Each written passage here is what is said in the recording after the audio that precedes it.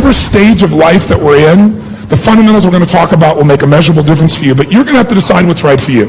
So all I'm trying to tell you is, today, think of this as a second opinion. Think of this as the most important subject of your life, even though you may not have made it that way. Think of it as something that isn't a should, but a total what? A must to master, because if you master this, everything else you can dream of is available to you. And if you fail to master this, everything else goes to the wayside.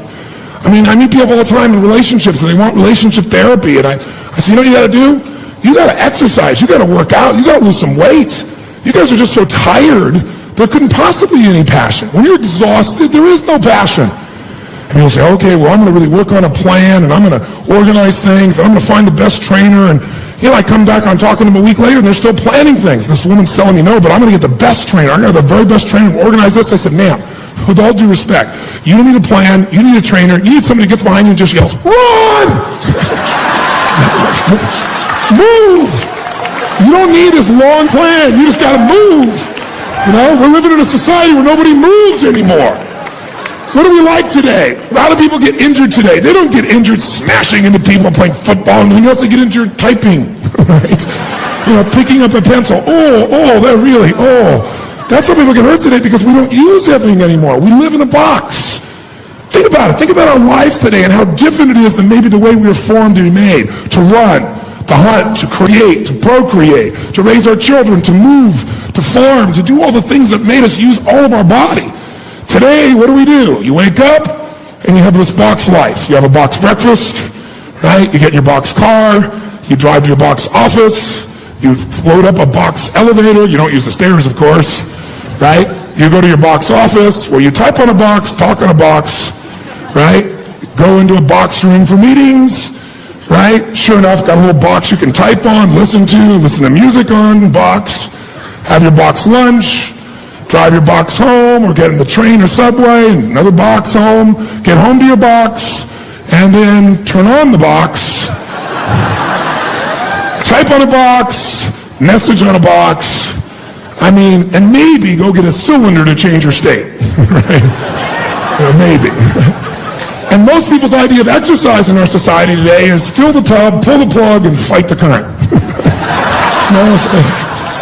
That's the world we live in today.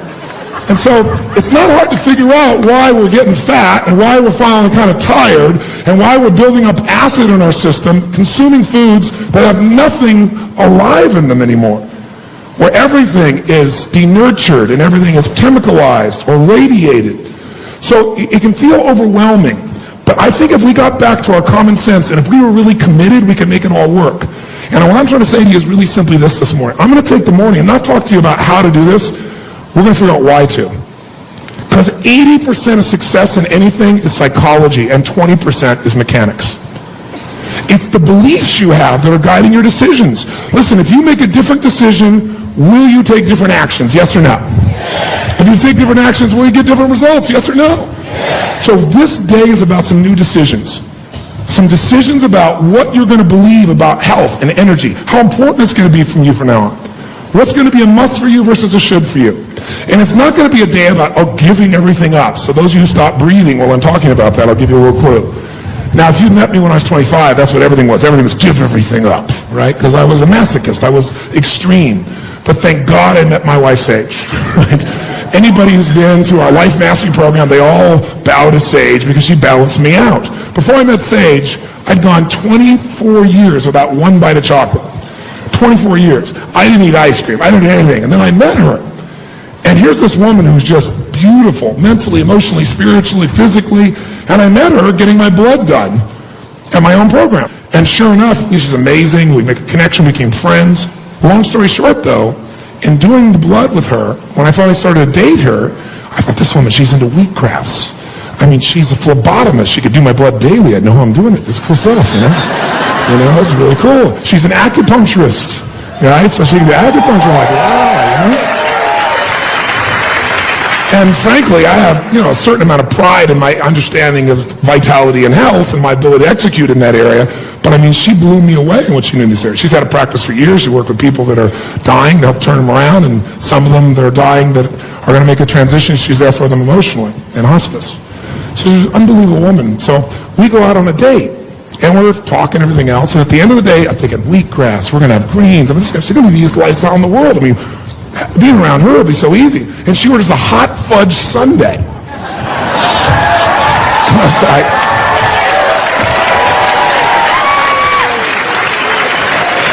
I looked at her and I said, what are you doing? And she said, living, anal man.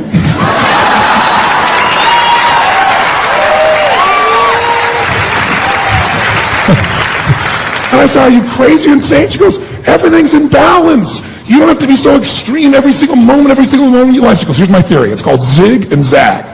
She goes, I zig. I live this stuff 90% of the time, but I give myself the chance 10% of the time to play and enjoy. I was like, ooh, I didn't like that at all. Playing and enjoying, right? Food should not be entertainment. Because, you know, it took an unbelievable amount of discipline to create the changes and momentum in the other areas of my life, and I applied it here too. But fortunately, I've matured a little bit, and now I have ice cream every now and then, and I have just about everything every now and then because I want to be with my wife. And it's actually put a balance in my life. There's actually a relaxation. There's an enjoyment. When I'm doing things that are healthy, I enjoy being healthy because it doesn't feel like I haven't do this. It's because I'm choosing to. And I know I always have the freedom to choose something else. But I choose, the vast majority of the time, those things that give me more energy, because once you feel this kind of vitality in your body, you never want to go back. Let me tell you how my journey began real quick. This woman I was very close to calls me up one day, and she's hysterically emotional, and she can't even talk. I mean, what is it? What is it? She goes, my mom, it's my mom, it's my mom. And, you know, people, and they can't breathe. I said, what? She said she has cancer. And I was like, oh, I don't even want to hear about this. I don't want to hear the subject. I don't want to do this. And I said, what? Well, what did they say? She said they gave her 9 weeks to live. She had tumors up here in her shoulder that were protruding out, and she had them in her feminine organs. And so my whole heart just like freaked out. But one of the interesting things that I think is beautiful about human beings is most of us inside will do more for other people that we love than we'll ever do for ourselves. I mean, no BS. How many of you do much more for your kids than you do for yourself? Even though it doesn't make sense, you do it. Come on, how many do this? Say I. It's part of the beauty of human beings. It's part of what humanity is really about. So I went from scared to I gotta help. And when I came I gotta help, all my fear disappeared. And so instantly, in every other area of my life, I always knew, okay, here's how life works. Anybody else is getting a result, I don't care what the result is, you can get it as well. All you gotta do is model them. So I said, look, there have been plenty of people who have had cancer, and they were told they're terminal, and they got over it, they got it turned around, they're totally healthy today. I said, well, listen, don't you give up. This is absurd. Let's go find people that have turned it around. People that were told there's no way you're going to make it. Let's find out what they did. We'll get her to do the same thing. She'll get the same results. That's what we'll do. And she said, well, I don't even know where to start. And do you know anybody? I said, I don't. But I said, you know, people take a lifetime, and they take their lifetime and put it in a book or a decade of their life. I said, there's got to be answers here. I said, I will find the answers. I said, I promise you. And so I kicked into gear, and I said, okay, here's what I'm going to do. I'm going to read a book a day. I took a speed reading class, and I would consume it. I would just read one more time. I'd go through it and underline it, go back through and pull the pieces out and figure out how I could apply it. And so I didn't quite do that, because as I started reading, after I got to about the 15th book, I really found myself in a place where I was totally confused. Because it's like one expert would say, do this and this and this, and you'll live forever. And then you read this other expert, and they go, no, don't do that. If you do that, you're an idiot. You'll die. Do this and this and this, and you'll live forever. And then you read a third one, and then I'm reading about two of them are suing each other over which one is right. And I'm thinking to myself, this is completely insane. So I had to come up with a criteria of how I would know. How do I know? I'm not going to put my life into somebody else's hands, and I'm certainly not going to do that for a dear friend. But what I decided is, it's got to not only make sense from science, because they all seem to be scientific, they all have the background, they all seem to be able to prove their point, and they all are teaching the opposite of what it takes to be healthy. So what it's got to be for me is it's got to make common sense. So I said, you know what I'm going to do? I'm going to create a little common sense corner over here, what I'm reading in my mind. I'm going to go, okay, does this make any sense? This makes sense to me. I can see it in nature. I know this experience in my body. And then if it made common sense, the next step is put it in action and measure it. So you're still not just going where your intellect, you're seeing, does it produce the result? The ultimate test is when the rubber meets the road is, what does it do to your body? What does it do to your energy? What does it do to your health? So as I went through all these books, I finally came across a few that I really thought made sense. And one of the books I gave this woman is a book called One Answer to Cancer. And it wouldn't be the first book I'd recommend today, honestly, but what it taught was, it was a man who was told he was going to die within 11 weeks. He had liver cancer, if you're familiar with that, and part of his pancreas. And pancreatic cancer is, you're terminal, basically. And he was a dentist. And he just decided that he understood that the process in the body, the way toxicity builds up in the body from studying the teeth, that he'd be able to clean that out of people's mouths and change them. He thought, I should be able to clean that out of my body. And he thought, disease feeds. The body breaks down because there's an environment that's polluted. It doesn't just break down. It's not like something just strikes me. There had to be something there in my environment that did that. And he said, I'm going to purify my environment. And so he went on this cleanse. And he cleansed everything. He cleansed his colon, an area where it's not an attractive subject, but the average American's walking around with anywhere from 8 to 20 pounds of dried fecal matter that's hardened in their colon. And when they opened, remember John Wayne? When they opened it up, they had 28 pounds of hard fecal matter that was dried hard in his colon, toxicity. So he cleansed his colon. He did all kinds of very amazing things. He went on live food diets to give his body the enzymes that would need to be alive. So I took this whole thing and I went to this woman, and her name's Liz, her mom, and I said, listen, Jenny, I said, I know they're telling you that this is over, but I said, you gotta at least read this. Read this book, and what do you got to lose? This guy did it. They said you're gonna die. What do you got to lose? And then I give her a second book that I do recommend still, and it's called As a Man Thinketh by James Allen. It's one of my favorite little books. I hope you've read it. If you haven't, go read it. You can read it in an hour. As a Man Thinketh. Because even at that stage in my life, I realized the power of your mind, which really is your mind and emotions, because they go together. As soon as you think it, you start to feel it. And I thought, as you think, so is it done unto you, right? As you think, so you become. So I thought, we got to change her thinking, because if she thinks she's going to die, that's like the voodoo curse. Your body responds to what it is that you believe and what it is you experience all the time.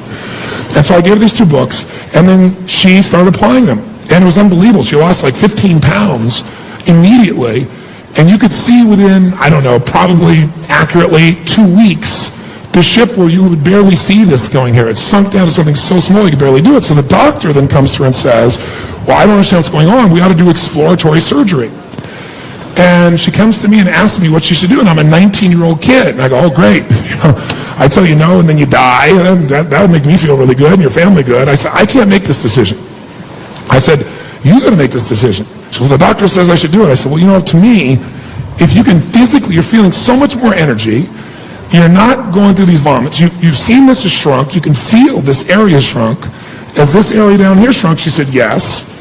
I said, so, that's the lymph of your body that's shrinking down also. Those areas where the lymph is, that's the part of your body that's like the sewage system.